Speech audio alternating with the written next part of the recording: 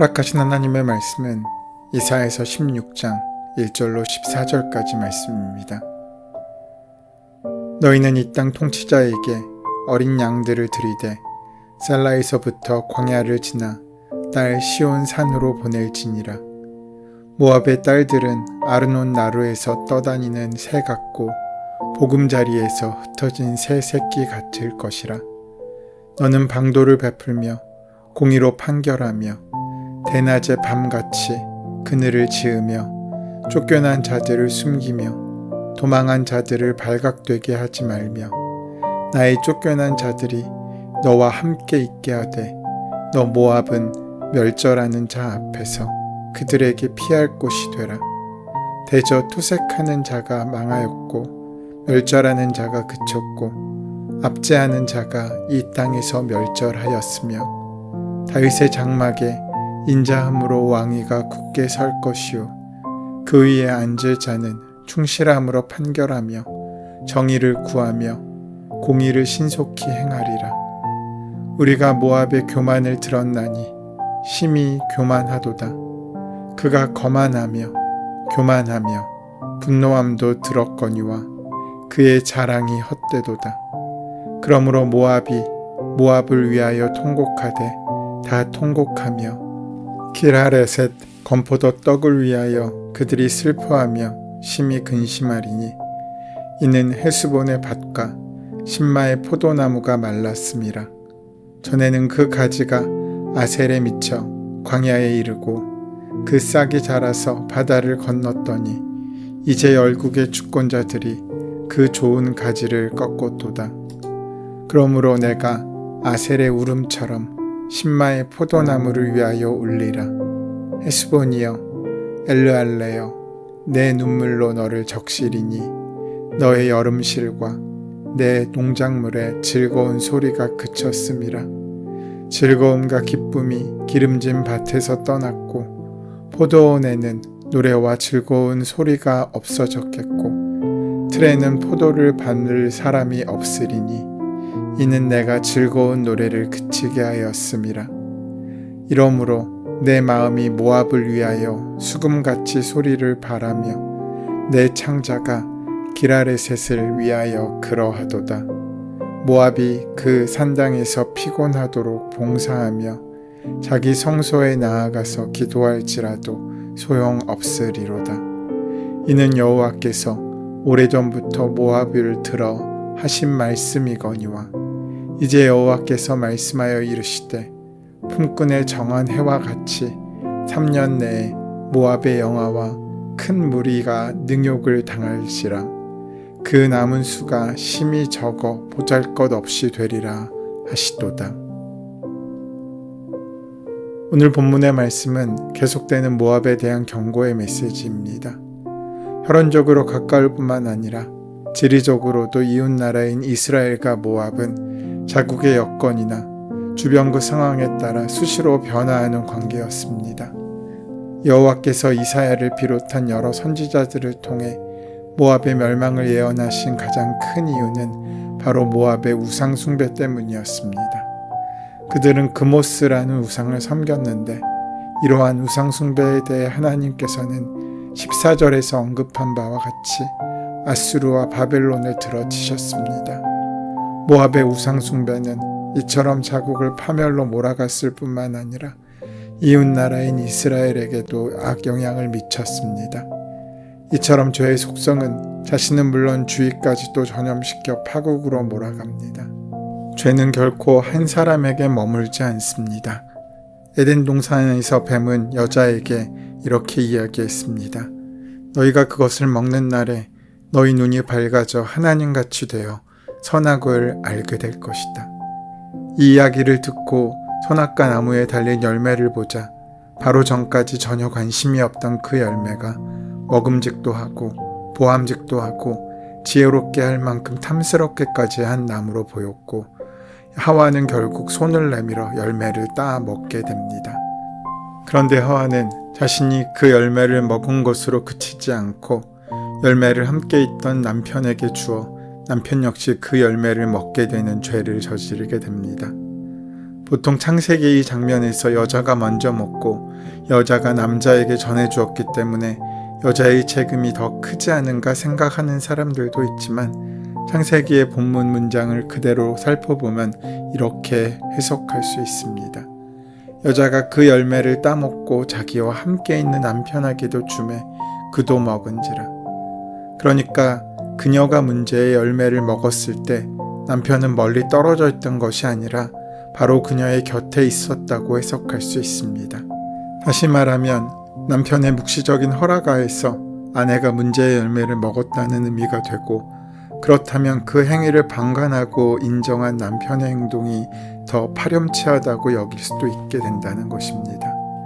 그렇다면 아담과 하와는 어떤 이유로 해서 하나님과 동등해지겠다는 그 교만의 마음이 자리 잡게 되었습니까? 하나님께서 그들을 부부에게 제공한 보금자리인 에덴 동산이 너무나 좁고 좋지 않은 곳이었기 때문에 그렇습니까? 아니면 그들이 먹을 것이 부족했기 때문입니까? 그렇지 않습니다. 그들은 부족했기 때문이 아니라 풍족했기 때문에 죄를 저지른 것입니다. 오늘날의 여러 가지 죄악과 비리의 원인을 살펴보면 너무나 많은 풍요로움을 누렸기 때문에 그 풍요로움을 지키고자 애쓰는 마음이 그 죄의 시작이지 않습니까? 대표적인 예가 성경의 사사기에 등장합니다.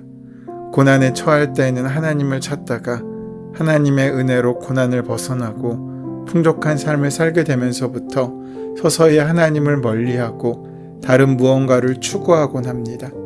이런 면에서 삶 속에서 겪게 되는 고난은 우리를 교만의 나락에 떨어지지 않게 하시라는 하나님의 은혜라고 할 수 있습니다. 신앙은 철저하게 하나님과 나와의 관계입니다. 하나님과의 바른 관계의 시작은 하나님 앞에서 내가 어떤 존재인지, 즉 내가 얼마나 교만한지를 깨달을 때부터 시작합니다. 혹 어느 순간부터인지 사람들과의 관계가 힘들고 더 나아가 하나님과의 관계가 소원해져서 교만하고 있다면 그때 우리의 내면을 살펴볼 수 있어야 합니다. 내 내면 속에 겸손보다 교만이라는 구렁이가 뙬리를 틀고 있음을 발견하게 된다면 그 죄의 시작인 그 마음의 교만의 문제를 해결할 수 있어야 합니다. 성경은 그래서 잠언 16장 18절에서 이렇게 경고합니다. 교만은 패망의 선봉이요 거만한 마음은 넘어짐의 앞잡이니라. 예언자들을 통해 하나님의 모압에 대한 예언과 경고는 단순한 경고로 그치지 않고 본문 말씀처럼 기원전 582년 바벨론의 침략을 당해 그들은 역사의 뒤안길로 사라져버리게 됩니다. 오늘을 사는 우리 역시 어느 순간 모압과 같은 처지가 될지 누구도 장담할 수 없습니다. 모압을 멸망의 구렁텅이로 몰아놓은 원인인 우상숭배와 교만은 따로 존재하는 것이 아닙니다. 우상숭배는 교만의 결과입니다. 교만한 사람만이 자신 스스로를 우상화하거나 자기의 정욕을 우상화하거나 세상이 주는 기쁨과 물질들을 우상화합니다. 그런데 교만은 하루아침에 형성되는 것이 아니라 눈에 보이지 않는 하나님을 신뢰하기보다는 눈에 보이는 현실에 안주하고 현실에 동화되면서 자신도 의식하지 못하는 사이에 서서히 굳어져 가는 것입니다. 오늘 본문 1절에서 5절은 모압 사람이 하나님의 심판에서 벗어날 수 있는 방법을 제시합니다. 여기에서 지금 모압 사람들의 형편은 내려앉을 곳 없이 계속 날아다니는 새와 같고 또 둥지인 보금자리에서 떨어진 새 새끼와 같다고 합니다. 새가 하늘을 나는 짐승이라고 해도 쉬지를 않고 날아다닐 수 있는 로봇은 아닙니다. 로봇이라고 하더라도 전원을 공급받아야 계속해서 날 수가 있습니다. 새도 날아다니다가 힘들면 나뭇가지 위에 선지 절벽 바위 위에 서든지 내려앉아 먹기도 하고 쉬어야 힘을 회복하여 다시 날 수 있는 것입니다. 그런데 먹지도 쉬지도 않고 계속 날기만 하면 어느 순간 떨어지고 말 것입니다. 또 새가 하늘을 나는 짐승이라고 해도 태어나는 그날부터 창공을 날아다니는 것은 결코 아닙니다. 일정 기간 동안 둥지 속에서 어미새가 물어다 주는 벌레와 같은 먹이를 먹으면서 힘을 기르고 그렇게 성장하고 반복된 연습을 통해서 비로소 하늘을 날아오를 수 있게 되는 것입니다. 그런데 갓 태어난 새가 나무 위 둥지 위에서 떨어지게 된다면 그저 땅바닥에서 파닥파닥 거리기만 할 뿐 결코 날아 둥지 위로 올라갈 수 없습니다. 그렇게 떨어지고 나면 그 다음에 어떤 일이 벌어질지는 불을 보듯 뻔한 일입니다. 앉을 곳이 없어서 날아다니는 새와 갓 태어나 둥지에서 떨어져 땅바닥에서 날지 못하는 새의 모습은 지금 모압의 자화상이 어떤지를 보여줍니다. 그래서 모압이 하나님의 심판에서 벗어날 수 있는 방안을 제시하는데 그 첫 번째가 이 땅 통치자에게 어린 양을 드리라, 즉 모압이 남유다의 조공을 바치라는 것이었습니다. 모압은 이스라엘이 남과 북으로 분열되었을 때 북이스라엘의 지배를 받았습니다. 그리하여 북이스라엘의 아합 왕 때에는 복종의 표시로 매년 암양과 수양 각각 10만 마리씩 20만 마리를 조공으로 바쳤습니다. 그래도 남유다에게도 그렇게 하라고 말씀하고 있으신 것입니다. 지금 망하게 된 나라를 일으켜 세우는 것만 해도 엄청난 일인데 조공까지 바치라고 하고 있는 것입니다. 그것은 유다가 강대국이어서 모압을 책임져 줄 수 있기 때문이 아니었습니다. 유다 백성들은 그들이 지금 하나님 앞에 형편없는 삶을 살고 있을지라도 그들은 하나님을 아는 사람들입니다. 그래서 모압에게 조공을 바치라고 하는 것은 그런 과정을 통해서 모압 사람들도 하나님을 섬기는 백성이 되라는 우회적인 권유였습니다. 모압이 하나님의 멸망의 심판으로부터 구원을 받을 수 있는 두 번째 방안은 아시리아의 침략을 받아서 모압 땅으로 피난온 유다 사람들을 받아들여서 숨겨주라는 말씀이었습니다.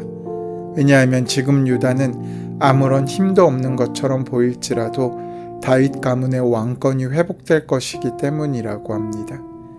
모압의 우상 숭배와 범죄는 하나님의 심판을 받아 마땅하지만 하나님께서는 그들이 다시 용서받을 수 있는 길이 어떤 것인지를 보여주셨습니다. 하나님께서는 아무리 악인이라도 멸망당하는 것을 기뻐하지 않으시고 모든 사람들이 구원받을 것을 원하시기 때문입니다. 특히 모압은 아브라함의 조카 롯과 그의 딸 사이에 태어난 나라입니다.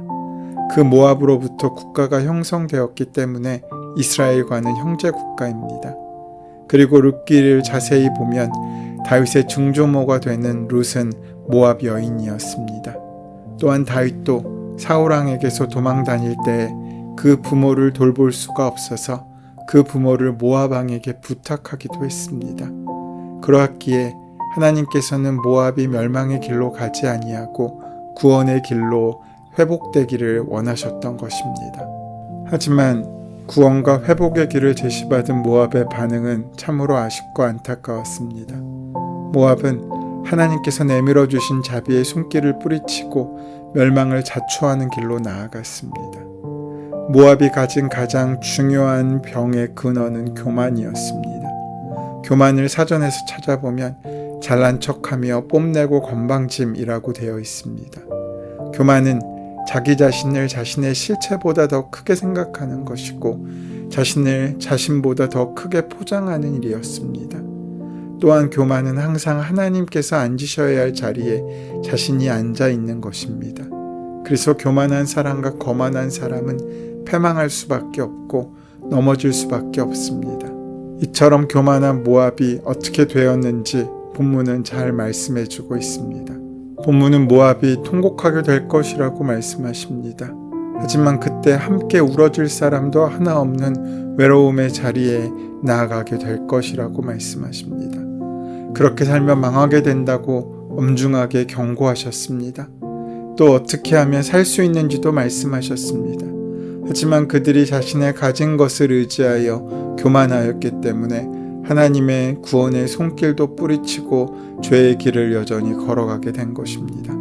하나님께서는 오늘 우리에게도 동일하게 말씀하십니다. 우리는 이러한 모압 사람들의 모습을 거울로 삼아 하나님을 믿는 삶과 하나님을 아는 일에 하나가 되어 더욱더 하나님의 자녀다운 하나님의 은혜의 삶을 시작해야 할 것입니다. 그 귀한 은혜를 함께 만나고 누리는 저와 여러분 되시기를 소원하고 축원합니다. 은혜의 주님, 오늘도 하나님을 믿는 일과 아는 일에 하나가 되게 하시고 오늘 하루의 분량만큼 성전으로 함께 지어져가는 은총 속에 있게 하여 주시옵소서. 예수님의 이름으로 기도드립니다. 아멘. 이제 오늘 이 아침 우리에게 허락하신 오늘 본문의 말씀이 지금 나에게 말씀하고자 원하시는 하나님의 음성으로 만나지기 위하여 본문의 말씀을 깊이 묵상하시고 함께 기도하는 시간 가지도록 하겠습니다. 함께 기도합니다.